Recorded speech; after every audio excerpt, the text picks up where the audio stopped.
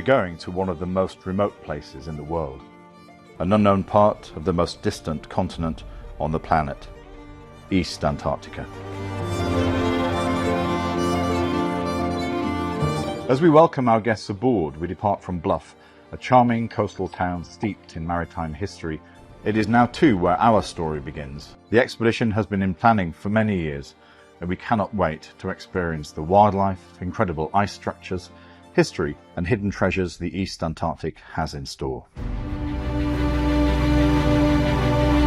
We catch sight of Macquarie Island, a volcanic oasis that's teeming with life in the middle of the Southern Ocean. It's home to several penguin species, to albatrosses, to seals and to whales, and it offers a fascinating preview of the ecosystems that await us in Antarctica.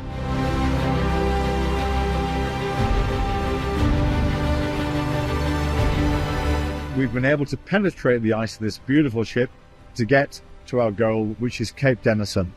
It means science, it means ecology, and it means a really incredible opportunity for our guests to experience this. It couldn't be better. We can finally launch the helicopters to get us into Cape Denison and see what the state of Mawson's huts are like. We'll be the first people to be there in 4 years, and in fact the first tourist group to go in 8 years, so it's pretty incredible.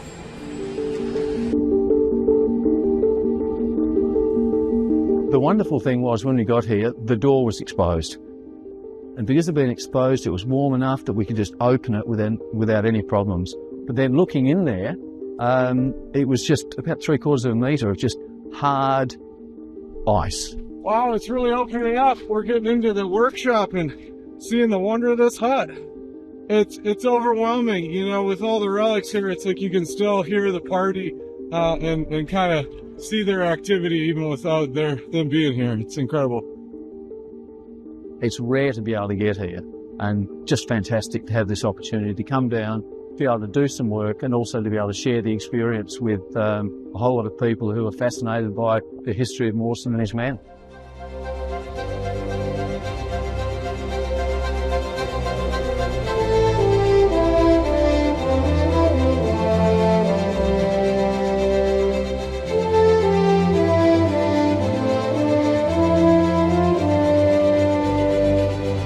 We found sanctuary in the stunning Commonwealth Bay. Here we've been entertained by the charismatic antics of Adelie penguins as they journey from their nesting grounds back to the ocean to feed. These remarkable penguins undertake a huge journey every few days, travelling close to 40 kilometres across the fast ice to the ice edge to support their chicks. Watching them navigate this harsh environment with such determination, from Mawson's hut to the sea, is both humbling and inspiring. A true testament to their resilience in this frozen wilderness.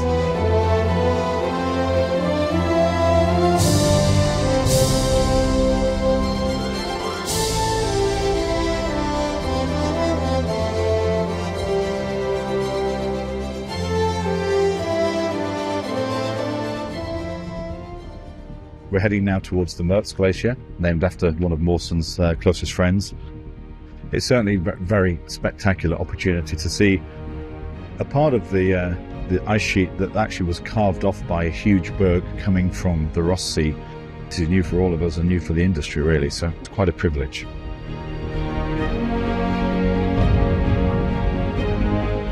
We just saw Ross Sea orcas, at least 20 of these ones.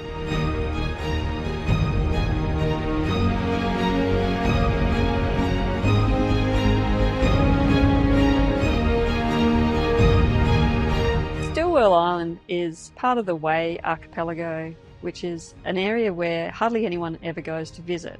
There are the flying seabirds circling around the cliffs, and then there's Adelie penguins breeding right up on top of the island.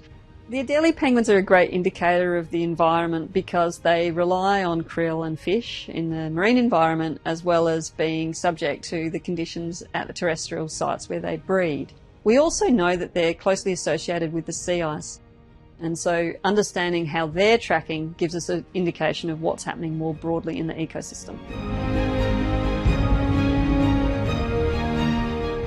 East Antarctica remains one of the last truly wild places on Earth. this white wonderland is one to be cherished and protected. We leave with the mission to become ambassadors for our frozen planet.